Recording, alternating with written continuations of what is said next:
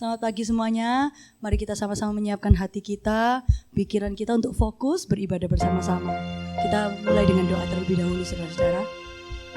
Tuhan Yesus, kami mengucap syukur buat pagi hari ini. Kami boleh bersama-sama menyatukan hati kami, Tuhan. Bersama-sama di dalam roh, Tuhan, bersatu untuk beribadah bersama. Kami rindu, Tuhan, untuk bersekutu dengan saudara-saudari kami, Tuhan.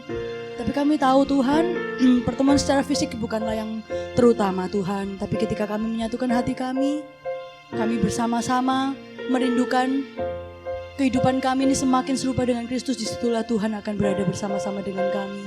Kau memberkati kami di rumah kami masing-masing, Tuhan. Di tempat di mana kami melangsungkan ibadah ini, di mana kami menonton ibadah ini, dimanapun kami berada, Tuhan. Engkau bersama-sama dengan kami, Tuhan. Engkau melawat kami, Tuhan, dimanapun kami berada, Tuhan. Kami banyak pertanyaan, Tuhan, tentang keadaan ini, Tuhan. Kami mungkin menebak-nebak bagaimana masa depan ini, Tuhan. Tapi kami mau belajar untuk setia, Tuhan. Setia melakukan apa yang Engkau kehendaki dalam kehidupan kami ini. Melakukan firman-Mu, Tuhan. Dan biarlah masa depan kami ini kami benar-benar taruh di dalam nama Tuhan Yesus. Karena hanya Engkau harapan kami, Tuhan. Hanya Engkau kekuatan kami, Tuhan. Bukan pada dunia ini, Tuhan. Dan kami berdoa buat teman-teman kami dimanapun mereka berada yang saat ini mengalami kesusahan, Tuhan.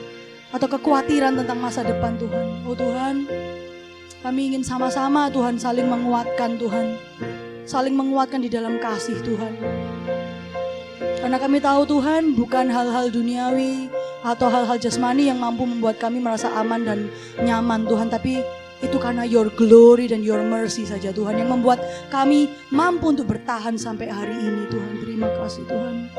Terima kasih, Tuhan, setahun COVID ini telah terjadi di tengah-tengah kami. Dan kami menantikan tahun-tahun berikutnya, Tuhan. Tahun-tahun yang penuh dengan harapan bersama Tuhan saja.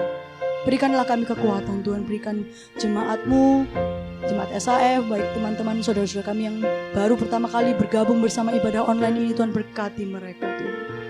Terima kasih, Tuhan. Kami mau menaikkan pujian kami, Tuhan. Biarlah Engkau bertahta di atasnya. Amin.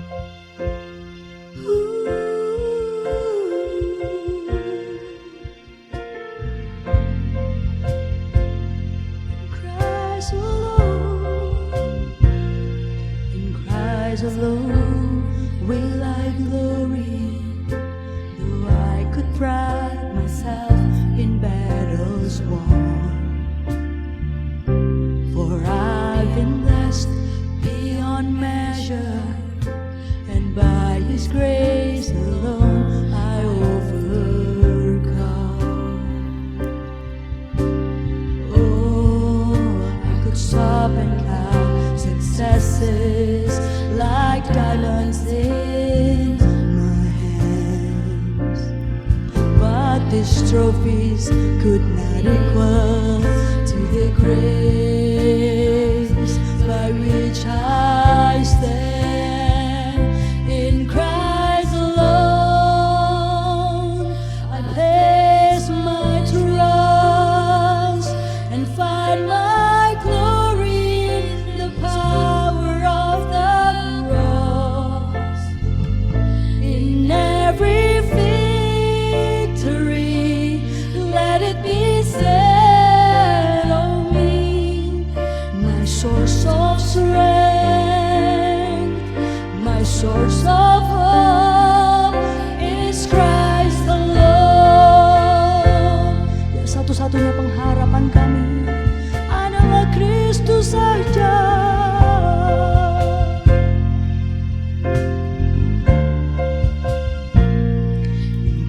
Alone do I glory, for only by His grace I am redeemed.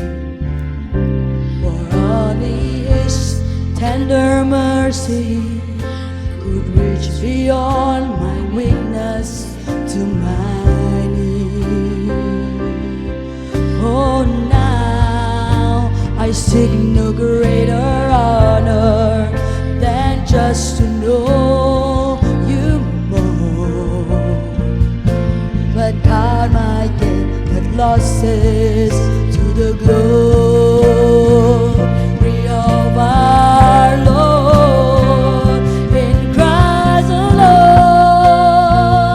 I place my trust and find my glory in the power of the cross. In every victory, oh let it be said of me, my source of strength, my source of hope is Christ alone. I place my trust and find my glory in the power of the cross. In every victory, oh let it be said of me, my source of strength, my source of hope is Christ alone. I place my trust and find my glory in the power of the cross. In every victory, let it be said of me, my source of strength, my source of hope, my source of strength, my source of hope is Christ alone. Oh ya Tuhan, ampuni kami Tuhan kalau harapan kami saat ini adalah keadaan yang lebih baik atau ekonomi yang lebih baik. Oh Tuhan, hal-hal itu membuat kami lupa Tuhan dengan kekekalan Tuhan. Lupa bahwa hari-hari ini bukannya semakin baik tapi akan semakin jahat Tuhan. Dan biarlah di tengah-tengah pandemi ini kami semakin menyadari keberadaan kami Tuhan. Bahwa kami yang mengaku sebagai murid Tuhan, murid Kristus, anak Tuhan, kami merindukan surga Tuhan. Kami merindukan pulang ke surga bersama Bapa Tuhan, bersama saudara-saudara kami Tuhan. Yang sama-sama berjuang Tuhan untuk menghidupi kehidupan yang suci, kudus dan tak bercela Tuhan. Dan hal itu berat Tuhan karena kami hidup di dalam dunia yang penuh godaan, penuh kenikmatan Tuhan. Dan beberapa minggu ini kami akan belajar terus Tuhan untuk menggemburkan tanah hati kami ini Tuhan, supaya bisa diisi, bisa ditumbuhi oleh benih firman-Mu Tuhan. Dan benih itu boleh bertumbuh dan berbuah-buah dalam kehidupan kami Tuhan. Biarlah kami tidak dipusingkan dengan kekhawatiran, dengan cita-cita, harapan yang mengganggu kami dalam mencapai kehidupan yang kudus itu Tuhan. Yang sesuai dengan yang Tuhan kehendaki, ajar kami Tuhan. Kami mau melembutkan hati kami Tuhan, rendah hati Tuhan di bawah kaki-Mu. Belajar Tuhan mengerti dan melakukan apa yang menjadi kehendak-Mu Tuhan. Bentuk hati ini Tuhan. Ampuni kami Tuhan kalau kami masih keras hati Tuhan. Ampuni Tuhan. Kami berdoa Tuhan supaya Roh Kudus melembutkan setiap hati kami ini tidak terkecuali Tuhan. Lembutkan Tuhan supaya bisa Engkau bentuk Tuhan. Biarlah bukan kehendak kami yang jadi, melainkan kehendak-Mu Tuhan. Oh bentuk kami Tuhan, bentuk kami Tuhan. Kami ini alat-Mu, kami ini bejana-Mu Tuhan, untuk menjadi saluran berkat-Mu kepada orang-orang yang melihat kami Tuhan. Amin. Katakan, ku mau seperti-Mu.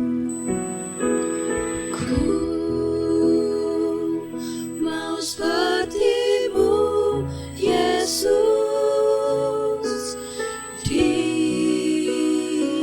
Disempurnakan selalu dalam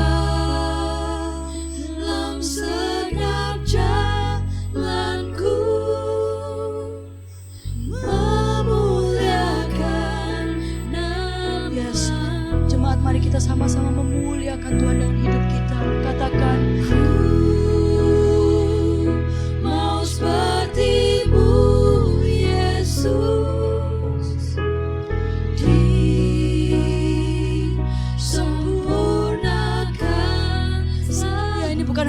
berkata indah Tuhan, tapi kami ingin disempurnakan.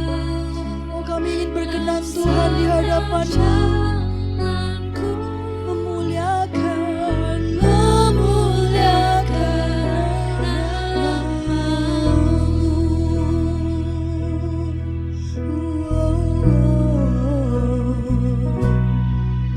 bagaikan bejana siap dibentuk. Apakah kalian siap? Apakah kalian siap dibentuk oleh Tuhan?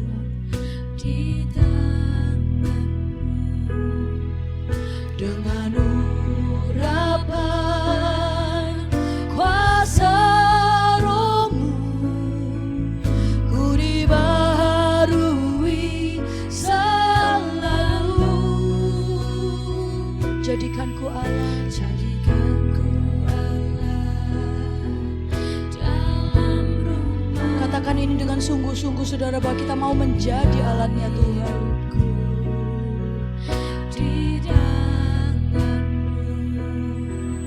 Bentuklah seluruh kehendak-Mu, pakailah sesuai rencana-Mu.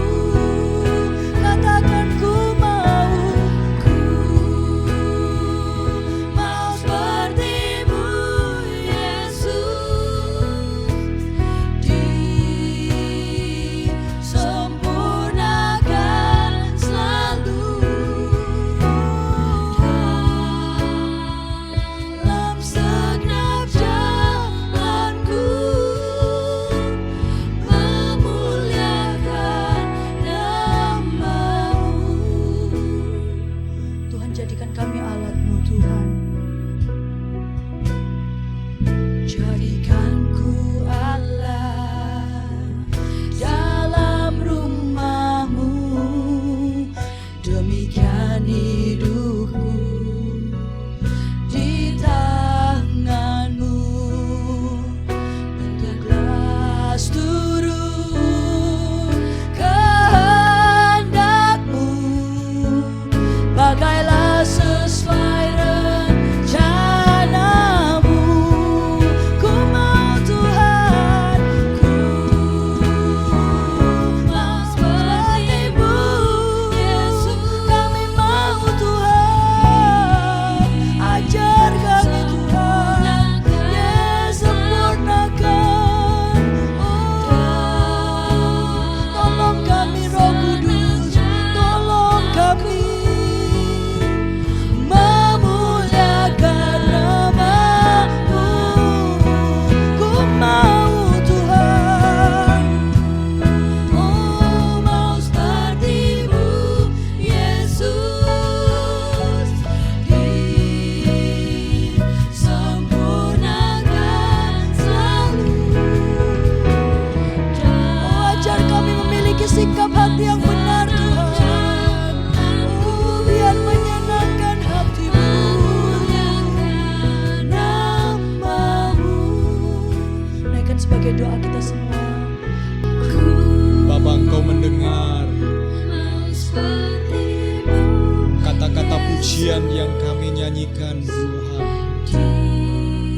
menjadi kerinduan setiap kami, kerinduan setiap mulut yang menyanyikan pujian ini Tuhan.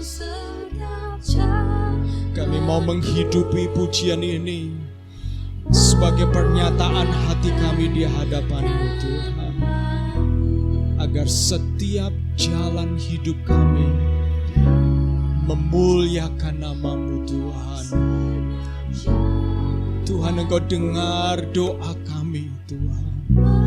Ini kerinduan setiap kami Tuhan. Marilah ya Tuhan Roh Kudus, Engkau memeteraikan kata-kata pujian ini menjadi ucapan dari dasar hati kami masing-masing. Ya Aba, ya Bapa, kami berseru kepadamu pagi hari ini Tuhan. Sebelum kami mendengarkan firman-Mu, Engkau melawat setiap kami Tuhan. Engkau jamah, Engkau hadir di dalam setiap rumah, di dalam setiap kami yang melayani, kami yang terlibat di dalam ibadah online pagi ini. Mari ya Tuhan, Engkau berbicara kepada kami melalui firman-Mu. Terima kasih Tuhan, buat setiap kesempatan istimewa untuk kami mendengarkan firman-Mu. Ajar kami menghormati firman-Mu. Karena ketika kami menghormati firman-Mu, kami juga sedang menghormati Engkau yang berfirman kepada kami melalui hamba-Mu.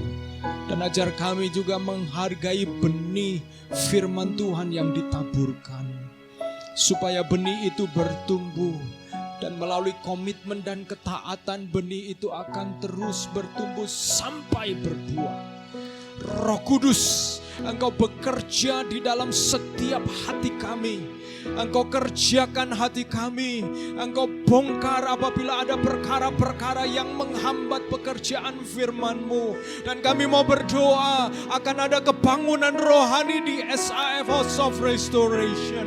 Gereja-Mu akan menjadi benar-benar rumah pemulihan. Setiap kami, setiap jiwa akan dipulihkan untuk Tuhan pakai memulihkan orang lain ya Tuhan.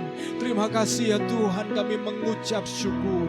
Dan demi nama Yesus Kristus kami siap dengarkan firman-Mu. Haleluya. Amin. Amin.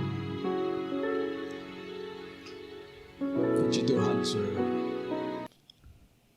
Shalom saudara, apa kabar? Tuhan Yesus memberkati kita semuanya pagi hari ini. Amin. Saya bersyukur kita bisa melewati minggu dengan minggu, dan pada minggu yang ketiga bulan Maret ini, saudaraku, kita sampai kepada satu seri dari renungan kita dalam bulan Maret, Cultivate Your Heart, kerjakan hatimu. Kita sampai kepada tanah yang berduri. Tanah yang berduri. Saudaraku, apa untungnya merenungkan tentang berbagai macam jenis tanah ini yang menggambarkan hati dari setiap orang, dari setiap murid-murid Yesus, dari setiap orang yang mendengarkan taburan firman Tuhan. Apa untungnya saudaraku? Tentu saja pasti ada untungnya. Dan karena Yesus sendiri yang memberikan, dan menarik sekali bahwa perumpamaan tentang penabur ini ada di dalam Injil Matius, Markus, dan Lukas. Di dalam ketiga Injil. Ini berarti perumpamaan ini adalah perumpamaan yang sangat penting saudaraku untuk kita semua ketahui. Mengapa kita perlu merenungkan dan belajar tentang jenis-jenis tanah hati ini? Karena saudaraku, ada konsekuensi yang fatal apabila kita tidak menyadari kondisi hati kita dan kita membiarkan diri kita terus-menerus dengan kondisi hati yang salah, maka akibatnya fatal saudaraku. Firman Tuhan mengatakan akibat yang ditulis kemurtatan, akibat yang ditulis buah tidak matang, akibat yang ditulis yaitu tidak berbuah, dan akibat yang lain yaitu benih firman Tuhan tersebut tidak pernah bertumbuh di dalam hati seseorang tersebut karena iblis berhasil mencuri benih tersebut. Tiga jenis tanah ini apabila saudara dan saya berada pada status keadaan tanah hati yang seperti itu, akibatnya sangat-sangat fatal. Dan saya yakin Yesus mengasihi saudaraku dan mengasihi kita semua, sehingga Yesus memberikan perumpamaan ini kepada kita semua saudaraku. Dan kalau saya boleh memberikan semacam label dari dua jenis tanah yang pertama yang saya sebutkan, yaitu yang pertama adalah hati yang keras. Saya menyebutnya rejective, definitely unproductive. Hati yang cenderung menolak dan tentu saja tidak akan pernah menjadi produktif. Hati yang kedua, tanah hati yang kedua adalah hati berbatu-batu. Minggu yang lalu saya menyebutnya receptive but unproductive. Hati yang cenderung menerima benih firman Tuhan, tetapi hati tersebut di bawah tersembunyi ada satu penolakan, ada kekerasan hati, keras kepala, sehingga benih itu tidak mampu mengembangkan akarnya lebih dalam lagi, dan pada akhirnya benih tersebut walaupun sesaat bertunas tetapi pada akhirnya mati. Firman Tuhan mencatat, maka murtadlah dia. Kemurtatan, meninggalkan Tuhan, kemunduran, saudaraku. Dan sekarang kita masuk kepada jenis tanah hati yang ketiga. Tanah hati yang ketiga adalah hati yang bersemak duri. Hati yang bersemak duri. Saya menyebutnya grow but unproductive. Grow but unproductive. Tumbuh tetapi tidak produktif, saudara. Wow, ini menarik sekali. Yang ketiga ini sebenarnya justru sangat menyedihkan, karena ini bisa saja menimpa semua orang Kristen, menimpa semua kita yang nampaknya grow tetapi ternyata tidak berbuah. Menyedihkan bukan? Bertumbuh tetapi tidak berbuah. Ini bisa menyerang siapa saja, mulai dari jemaat biasa, kemudian pengerja, kemudian para aktivis, leaders, bahkan pendeta sekalipun itu juga bisa mengalami kondisi hati yang seperti ini.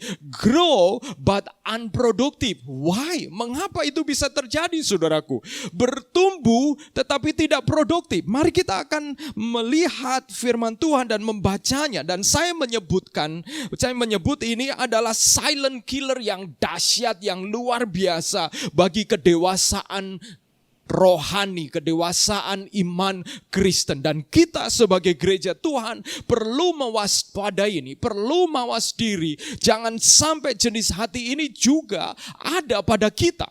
Terutama bagi kita yang nampaknya grow, yang nampaknya bertumbuh, tetapi ternyata tidak produktif, saudaraku. Wow. Ini tentu sangat menyedihkan, karena kita bisa terkejut. Bisa jadi Matius pasal 7 ayat 21 itu kategori dari jenis tanah hati yang ketiga, yang mengatakan bukan setiap orang yang berseru kepadaku Tuhan, Tuhan akan masuk ke dalam kerajaan surga, tetapi dia yang melakukan kehendak Bapakku, yaitu orang-orang yang berseru kepada Bapakku. Tuhan, Tuhan, orang-orang yang terlibat di dalam aktivitas rohani, menyerukan nama Tuhan sehari-hari. Tetapi ternyata dia ditolak, saudaraku. Jangan sampai ini terjadi. Nah, saudara, kita akan baca di dalam Lukas pasal 8 ayat 7. Saya akan bacakan. Sebagian lagi jatuh di tengah semak duri, dan semak itu tumbuh bersama-sama dan menghimpitnya sampai mati. Perhatikan garis bawahi, tumbuh bersama-sama dan menghimpitnya sampai mati. Ada proses di sini. Matius pasal 13 ayat 7 mengatakan seperti ini. Sebagian lagi jatuh di tengah-tengah semak duri, lalu makin besarlah semak itu dan menghimpitnya sampai mati. Kalau tadi Lukas mengamati tentang benih firman yang mulai bertumbuh bersama dengan semak duri, Injil Matius justru mengamati semak durinya. Dikatakan bahwa semak duri semakin besar dan menghimpit. Perhatikan di sini firman Tuhan saling melengkapi, memberikan kita gambaran proses tersebut.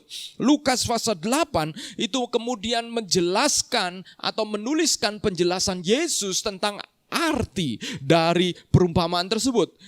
Lukas 8 ayat 14 mengatakan, yang jatuh dalam semak duri ialah orang yang telah mendengar firman itu, dan dalam pertumbuhan selanjutnya mereka terhimpit. Perhatikan, pertumbuhan selanjutnya mereka terhimpit oleh tiga hal ini: kekhawatiran dan kekayaan dan kenikmatan hidup, sehingga mereka tidak menghasilkan buah yang matang. Matius 13 ayat 22 mencatat seperti ini. Yang ditaburkan di tengah semak duri ialah orang yang mendengar firman itu, lalu kekhawatiran dunia ini dan tipu daya kekayaan menghimpit firman itu, sehingga tidak berbuah. Saudaraku, mari kita akan perhatikan di sini. Proses, saya melihat adanya proses grow. Tetapi kemudian kita mendapati bahwa sekalipun itu grow, sekalipun itu bertumbuh, tetapi tidak ada buah. Buah tidak matang, terhimpit, bahkan kemudian pada akhirnya tidak berbuah. Jadi saudara perhatikan, masih terus bertumbuh, tetapi tidak ada nutrisi yang cukup supaya menghasilkan buah. Ada penyakit yang menyebabkan benih firman Tuhan yang kemudian bertunas dan bertumbuh tersebut tidak bisa mengeluarkan buah. Saya mulai bertanya, berarti nampaknya di sini bisa jadi statusnya ini tetap sama. Statusnya bisa jadi tetap sama, yaitu orang Kristen. Tetapi ternyata tidak menghasilkan buah. Saudaraku, berapa tahun saudara menjadi orang Kristen? Kapan saudara meneliti dengan sungguh-sungguh, dengan rendah hati? Saudara, ketika kita melihat diri kita sendiri, jangan bandingkan dengan orang lain. Karena bisa timbul kesombongan, saudaraku. Menyelidiki diri sendiri itu berfungsi untuk bercermin.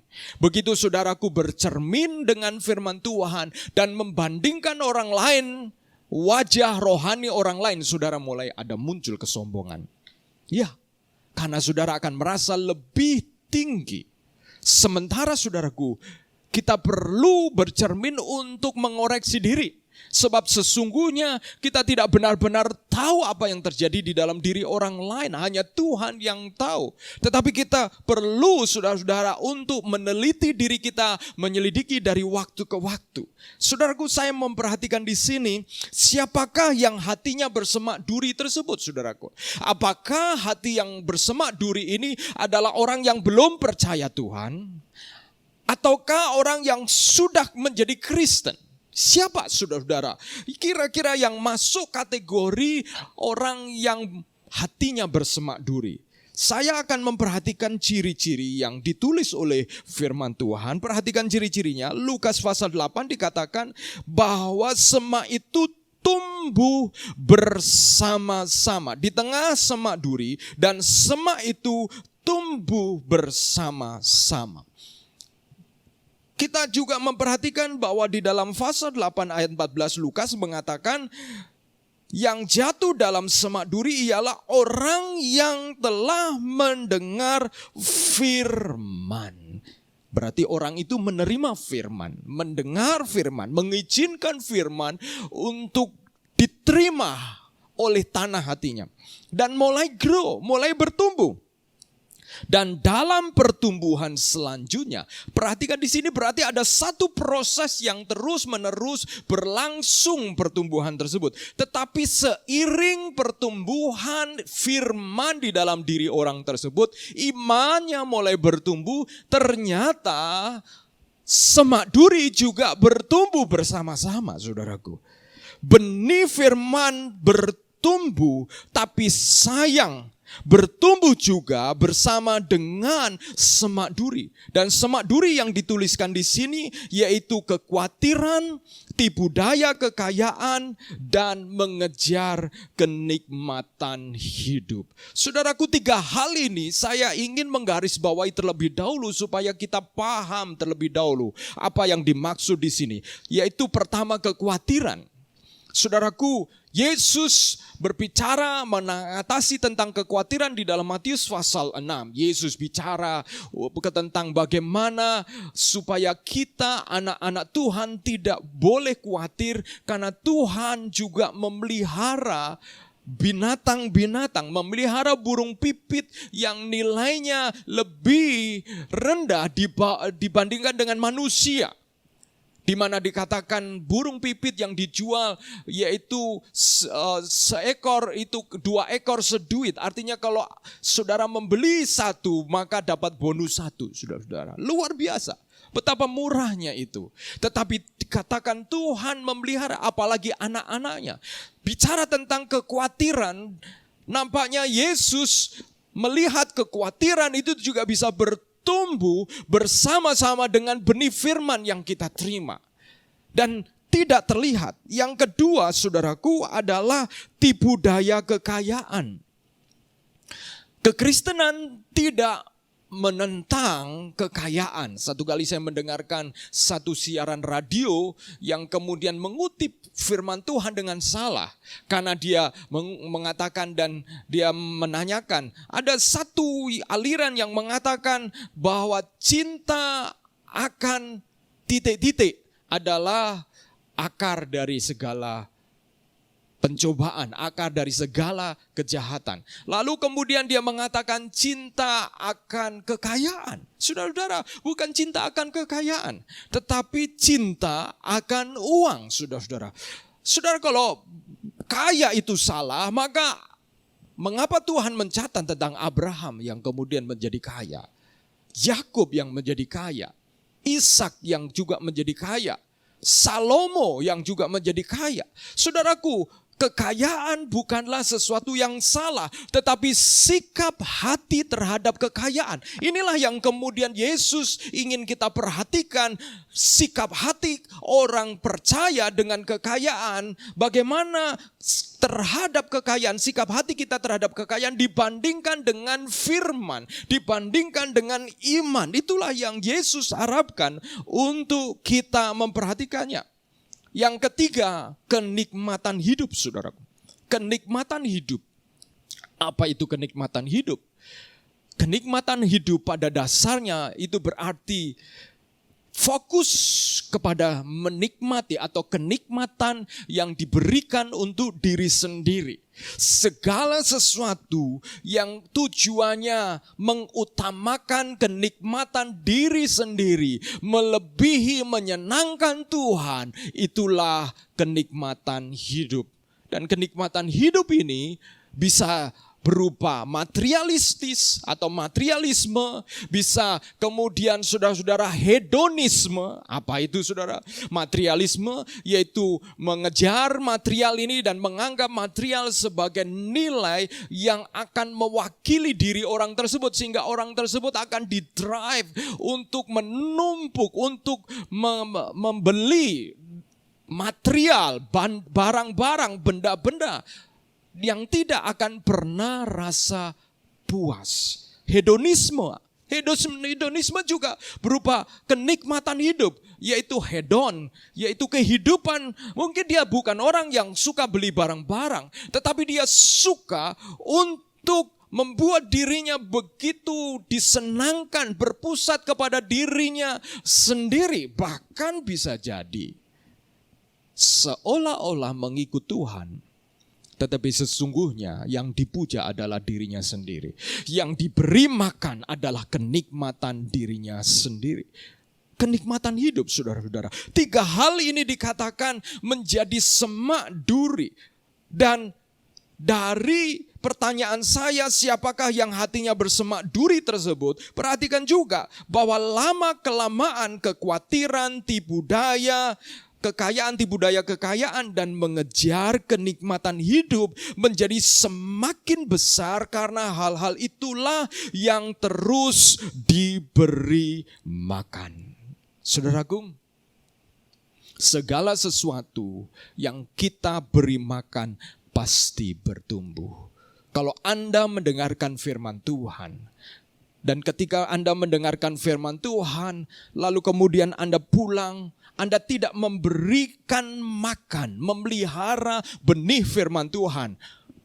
Anda mendengarkan lagi pada minggu berikutnya, tetapi tidak korek-korek, tidak ambil waktu untuk ini firman Tuhan buat saya, prakteknya seperti apa. Saudara tidak melakukan follow up dengan benih firman Tuhan yang kita terima. Kalau ini kemudian menjadi pola hidup kita, kelihatannya sih kita bertumbuh. Knowledge-nya yang bertumbuh. Informasinya banyak di kepala kita. Tetapi apakah itu menghasilkan buah? Belum tentu. Mengapa? Karena nampaknya. Bisa jadi yang kita beri makan sesudah dengar firman Tuhan bukan benih firman Tuhannya. Yang kita beri makan semak duri. Yaitu apa? Kekhawatiran, tipu daya kekayaan, dan kenikmatan hidup, hedonisme, materialisme, perkara-perkara yang memusatkan kepada diri sendiri, saudaraku. Kita mengambil banyak waktu, saudaraku, untuk melakukan hal-hal yang lain. Tetapi saya ingin ingatkan bahwa segala sesuatu yang kita beri makan pasti bertumbuh. Demikian juga kalau iman kita, benih firman Tuhan yang kita dengar, kita hanya dengar sekali-kali dan kemudian kita tidak rawat, kita tidak beri makan. Sementara hal-hal yang lain yang kita beri makan, inilah yang dicatat oleh perumpamaan Tuhan Yesus. Semak duri bertumbuh bersama-sama dengan firman tersebut. Tetapi semak duri itu makin lama makin menjadi besar, saudaraku. Akhirnya apa? Akhirnya mencekik firman Tuhan. Mencekik benih firman Tuhan yang mulai bertumbuh di dalam diri kita. Ketika engkau mengizinkan bahwa kekhawatiran dan juga keinginan untuk terus menerus mengejar kekayaan, saudaraku, dan engkau mengizinkan dirimu kemudian semakin lama di-drive, disetir oleh itu semua, dan kita kemudian juga mengizinkan kenikmatan hidup, mengejar kenikmatan hidup. Dan ini menarik sekali, saudara. Saudara perhatikan, ini seperti sebuah rangkaian. Mengapa? Karena kebanyakan orang itu menjadi kaya karena diawali oleh kekhawatiran atau ketakutan. Ketakutan direndahkan, ketakutan tidak dianggap, kekhawatiran tentang masa depan dan lain sebagainya. Lalu kemudian ada dorongan, kekhawatiran tidak diakui, ada dorongan untuk kemudian mengejarnya dan kemudian menjadi kaya. It's okay menjadi kaya, jangan salah tangkap. Tetapi sikap kita terhadap kekayaan itulah yang kita perlu waspadai, saudara-saudaraku. Mengapa? Karena kemudian saudara, firman Tuhan mengatakan berikutnya adalah kenikmatan hidup, saudara. Tidak akan ada habis-habisnya, saudara-saudara. Ketika belum jadi apa-apa, berdoa minta Tuhan, berkati pekerjaan saya. Ketika kita ingin membeli sesuatu, kita berdoa, Tuhan, minta kehendak Tuhan supaya Tuhan memberkati kita dan kita bisa membeli itu. Dan ketika kita sudah membelinya, lalu apa yang terjadi? Ketika kita sudah membelinya, kita kemudian mulai mengejar yang lebih lagi. Mengejar yang lebih lagi, dan itu manusiawi, itu sifat alamiah dari manusia, tidak pernah puas, saudaraku. Tidak pernah puas. Dan ujungnya adalah kenikmatan hidup. Ujungnya adalah mengejar kenikmatan hidup.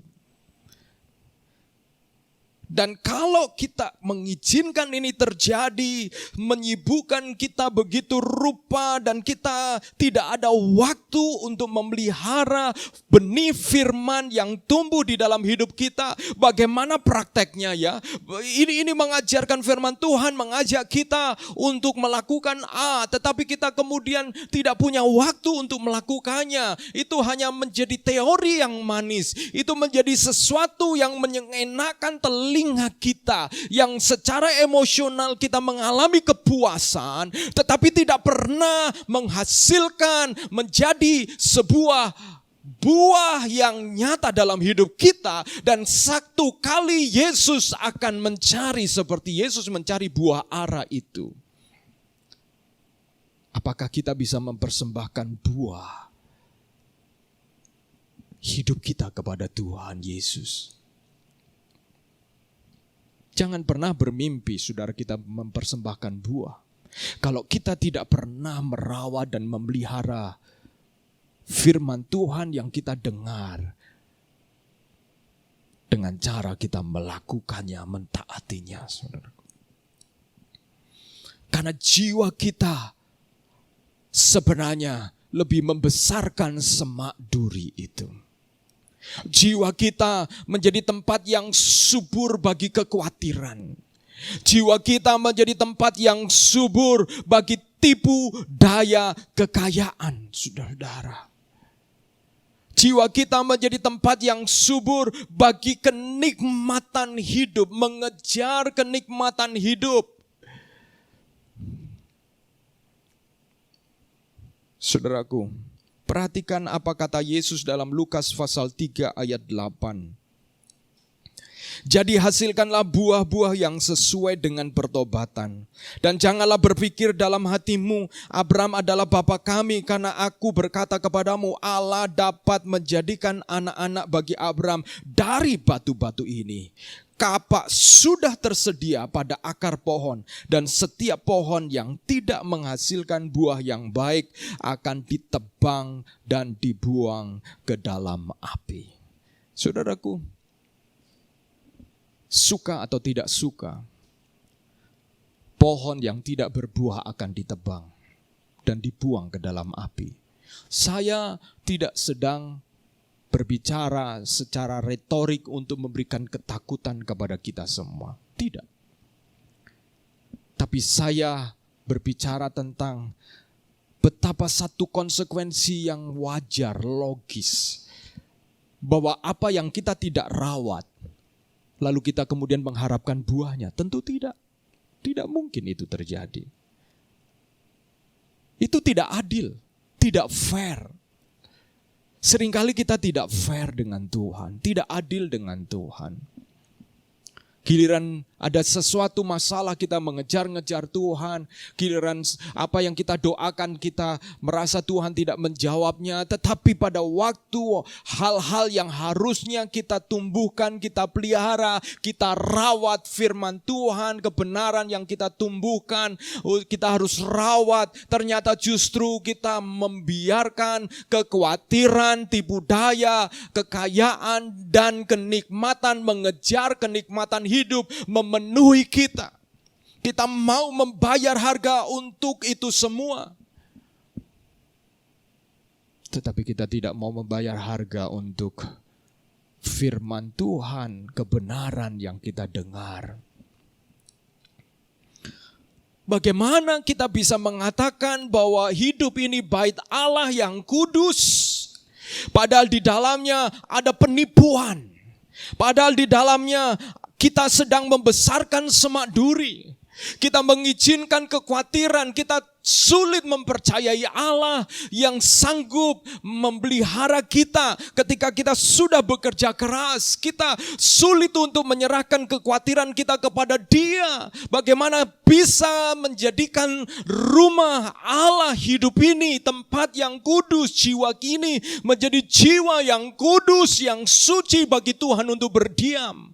Kalau sikap hati kita adalah sikap hati yang tidak mengakui keilahian Dia, dengan terus membiarkan diri kita khawatir, saudara-saudara.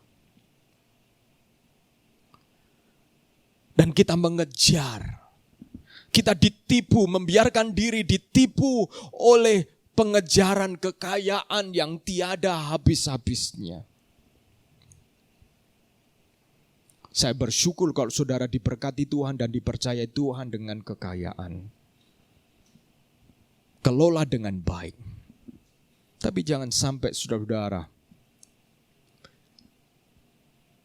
kekayaan itu justru menjadikan kita menjadi tidak bisa membaca, memilah-milah. Kekayaan itu justru yang harusnya mempermudah kita untuk menyediakan waktu buat Tuhan. Karena seharusnya dengan uang yang kita miliki, kita bisa membeli kemudahan-kemudahan supaya kita bisa beribadah dengan baik. Supaya kita kemudian bisa lebih fokus, saudara-saudara. Tetapi justru oleh karena kekayaan, justru kita menjadi super sibuk dan tidak punya waktu untuk Tuhan. Kalau begitu, apakah orang-orang yang ikut Tuhan adalah orang-orang pengangguran, saudara-saudara? Tentu tidak, bukan. Ini lebih berbicara tentang sikap hati kita yang memprioritaskan Tuhan di dalam hidup ini, yang mengutamakan Tuhan di dalam hidup ini. Dan saudaraku, siapakah orang yang hatinya penuh dengan semak duri? Dia adalah orang Kristen. yang hatinya penuh dengan semak duri. Dia adalah orang Kristen tapi hatinya lebih fokus kepada kekhawatiran. Hatinya lebih cinta uang daripada Tuhan. Hatinya lebih mengejar kenikmatan diri daripada menyenangkan hati Tuhan. Mereka baik tapi kurang devote dan punya zeal. Kurang berdedikasi dan punya passion untuk menyenangkan Tuhan. Sebab pikiran dan hatinya telah dijual, telah dikuasai oleh ilahi lain yang disebut uang. Cinta akan uang. Karena uang menjadi simbol kekuasaan. Uang dipakai untuk menguasai orang lain. Uang dipakai untuk menguasai orang-orang yang ada di sekitarnya. Sehingga kalau tidak punya uang merasa tidak punya kuasa. Jika saya dan saudara seperti itu, saudara-saudara, dan kita kemudian orang-orang Kristen yang mengejar kenikmatan hidup, mengutamakan kenikmatan hidup, dan ketika menghadapi kesengsaraan, penderitaan, menganggap bahwa itu adalah sesuatu yang seharusnya tidak terjadi dalam hidupnya, karena berpikir bahwa mengikut Tuhan itu seperti jalan tol yang lurus tanpa hambatan. Saudaraku, saudara harus membiasakan diri untuk menghadapi penderitaan karena setia mengikut Tuhan dan mentaati firman-Nya. Saudaraku, kekhawatiran dan kenikmatan hidup sama-sama menghisap emosi orang Kristen tersebut. Kekhawatiran terjadi karena kita mengukur pengharapan yang kita miliki dengan kemampuan diri kita dan kemampuan di sekitar kita. Lakukan bagian kita dengan yang terbaik dan serahkan kemudian sisanya kepada Tuhan untuk Dia campur tangan dan memberkati saudara dan saya. Dia campur tangan di dalam hasilnya. Kuasa dan kehormatan yang dibawa oleh uang memang lebih cepat diperoleh dan lebih cepat memuaskan hati kita.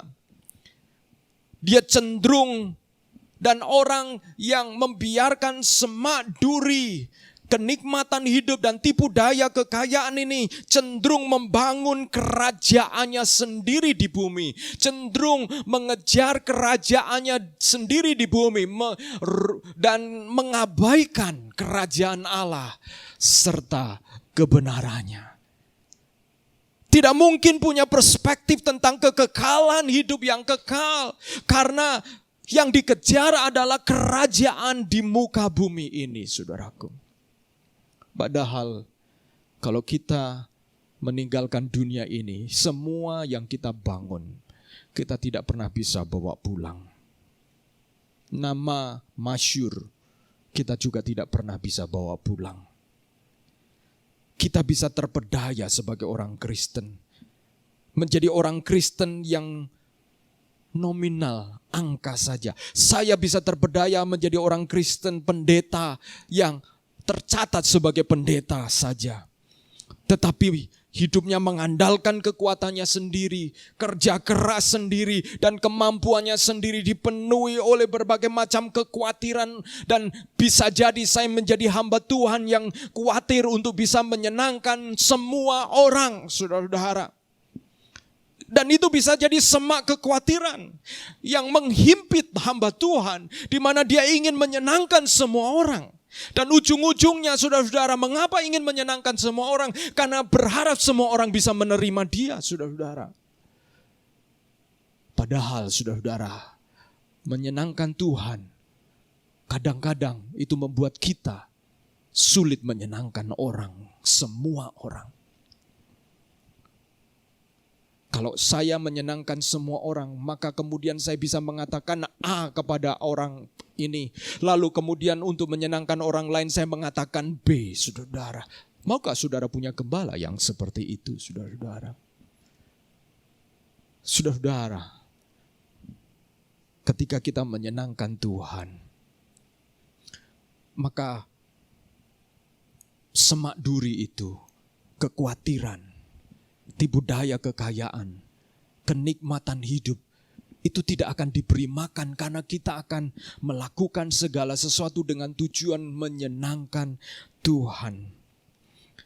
Semak duri itu bisa mencekik kita, menekan kita, mendesak kita. Kebiasaan-kebiasaan kita merenungkan firman, mendengar suara Tuhan, beribadah, berdoa, memberi dan peduli kepada orang lain.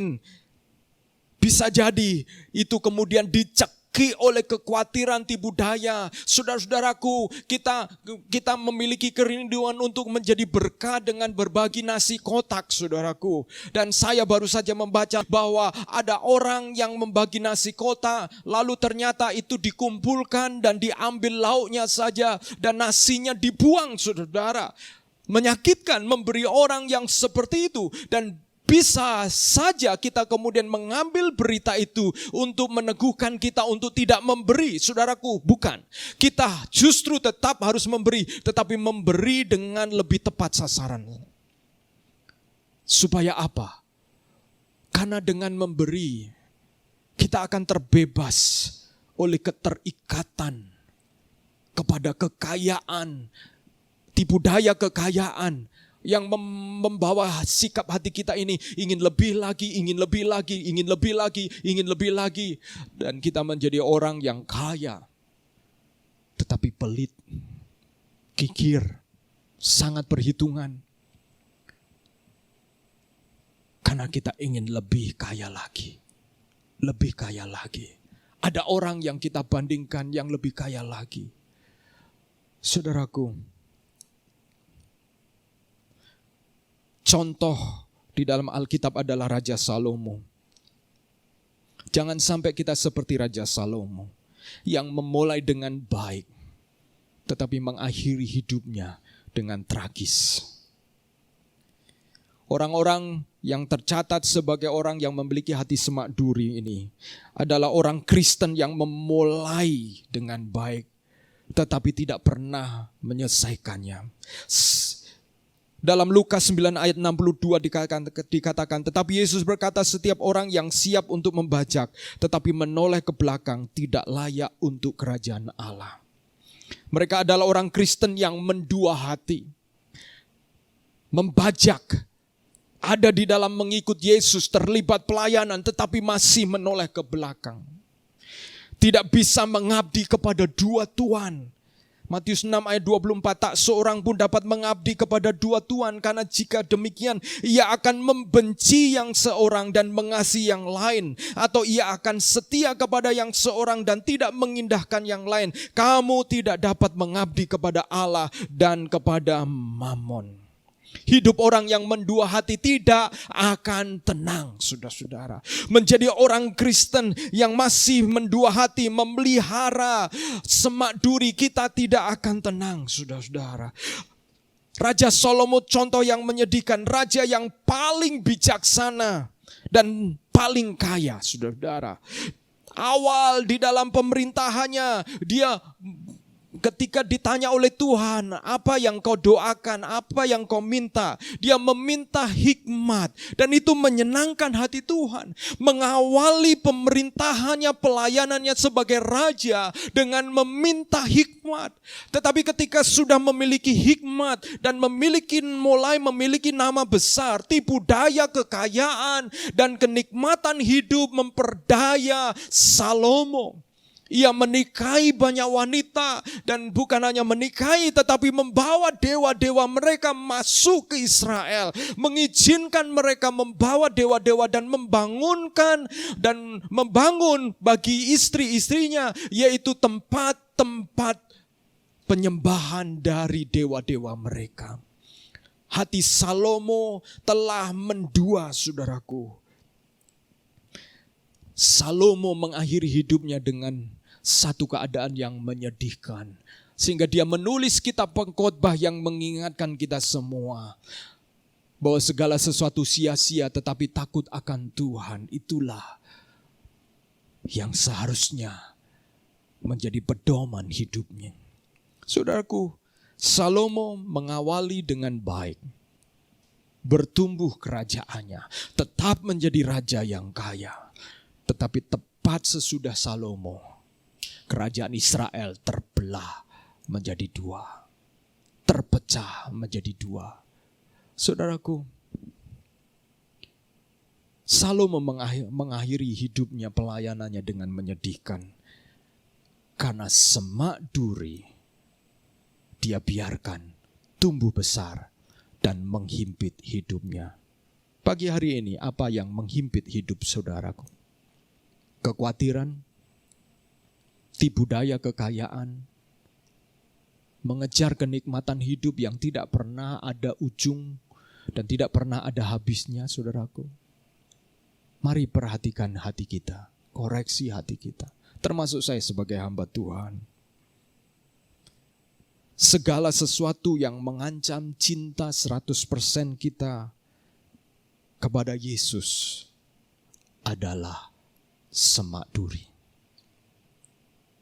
Segala sesuatu yang mengancam cinta kita kepada Yesus adalah semak duri. Renungkan firman Tuhan ini.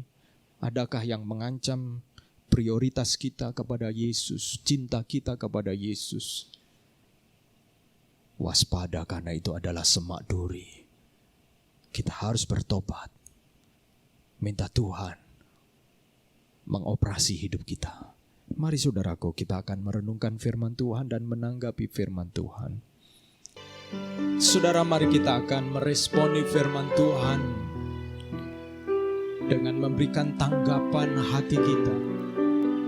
Kita minta Tuhan menyelidiki setiap hati kita.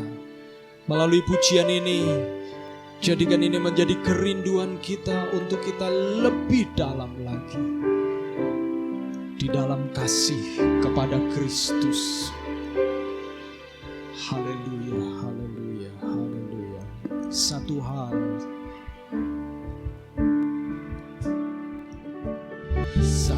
hal yang kurindukan. Apakah ini menjadi kerinduanmu? Berada di dalam hadirat-Nya, di dalam dekapan kasih-Nya. Biarlah kasih-Nya itu membuka mata kita. Ada perkara-perkara yang menghimpit kita, semak dan duri kehidupan yang berusaha mematikan firman Tuhan. Satu hal yang kurindukan, ya Tuhan, Engkau berkati kerinduan ini. Berlalu berada di dekat-Mu dengan segenap hati, dengan segenap hati, amin.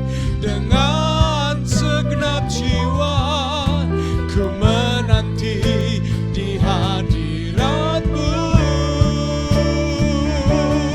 Lebih dalam lagi ku rindu Kau Tuhan, lebih dari segala yang ada. Angkat tanganmu, lebih dalam lagi ku cinta Kau Yesus, ku mengasihi-Mu. Lebih dalam lagi ku rindu Kau Tuhan, amin. Lebih dari segala yang ada, lebih dalam lagi ku cinta Kau Yesus, ku mengasihi-Mu, ku mengasihi-Mu, ku mengasihi-Mu, ku mengasihi-Mu, ku mengasihi-Mu.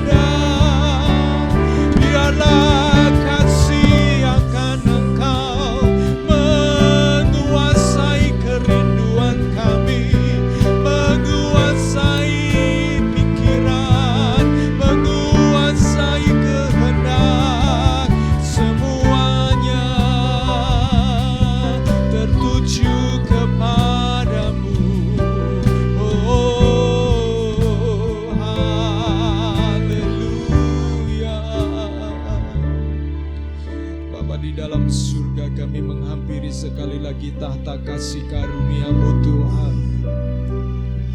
Semua kami terbuka, transparan, telanjang di hadapan-Mu Tuhan. Tidak ada yang dapat kami sembunyikan. Dan ketika Engkau melihat ada semak duri, ada kekhawatiran yang terus menerus menghimpit iman kami.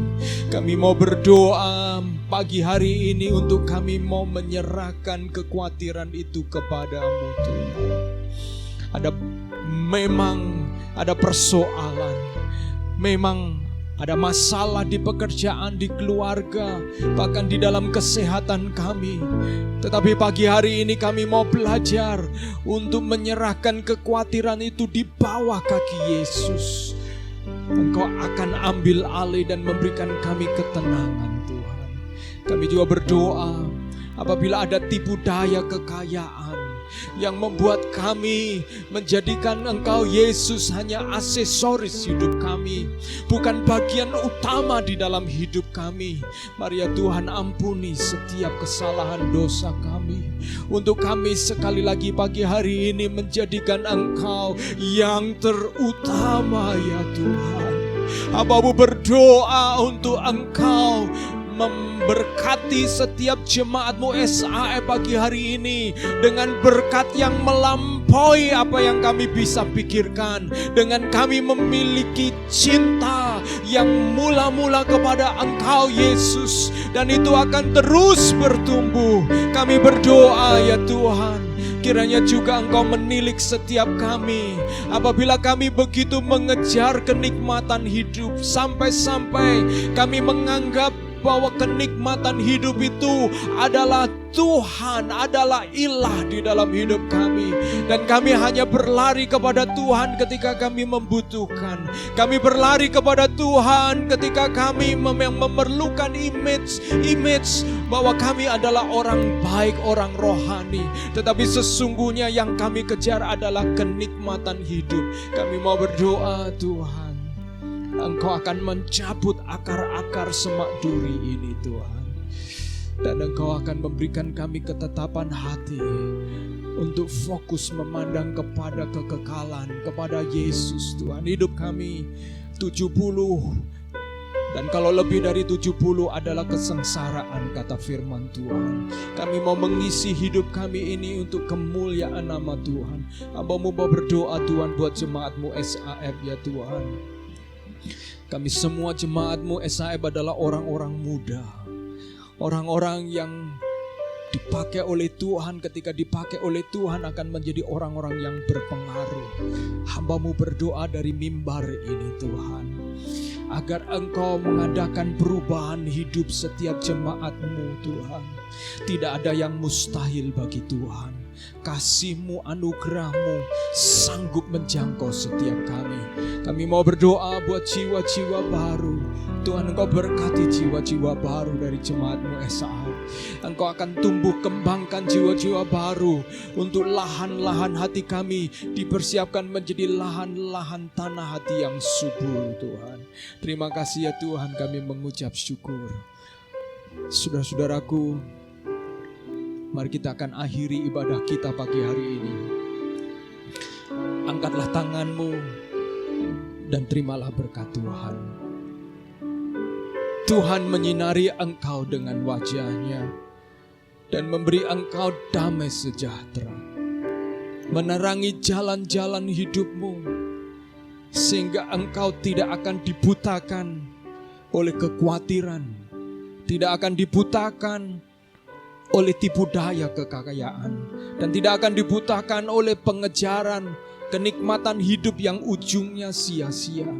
Tetapi engkau lebih mengejar kesukaan hati Tuhan, mengejar menyenangkan Tuhan, sehingga hidupmu akan dipenuhi oleh kemuliaan Tuhan. Pekerjaanmu dipenuhi oleh kemuliaan Tuhan. Hidup pribadimu dipenuhi oleh kemuliaan Tuhan. Hubungan-hubunganmu akan diwarnai oleh kesucian nama Tuhan. Dan bahkan hubunganmu dengan orang tua yang mulai renggang, engkau akan dikerjakan Tuhan untuk engkau merendahkan hati. dan membuat orang tuamu menjadi orang tua yang bangga memiliki engkau sebagai anaknya. Diberkatilah pekerjaanmu, diberkatilah rumah tanggamu, diberkatilah studimu, bahkan diberkatilah rancangan-rancangan yang kau kerjakan di dalam pengandalan akan Tuhan dan takut akan Tuhan. Dan terlebih diberkatilah engkau yang melakukan firman Tuhan.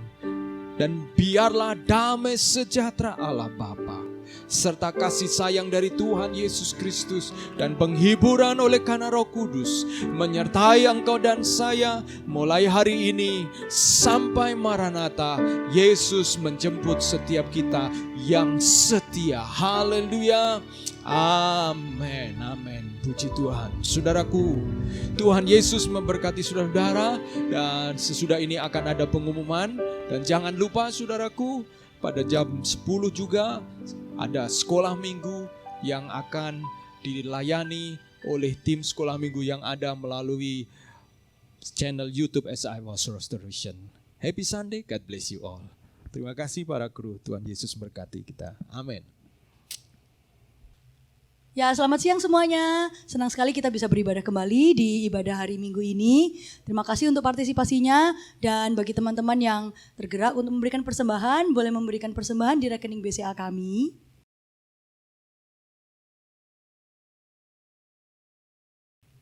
Untuk persembahan misi, persembahan perpuluhan, maupun persembahan yang lain, saudara-saudara bisa tuliskan di note ketika saudara-saudara mentransfer. Atau misalnya saudara tidak menulis juga tidak masalah ya, karena kita akan menyalurkan, mengelola keuangan ini dengan baik, saudara, supaya lewat gereja kita ini kita bisa memberkati banyak orang. Amin. Terima kasih ya saudara buat partisipasinya.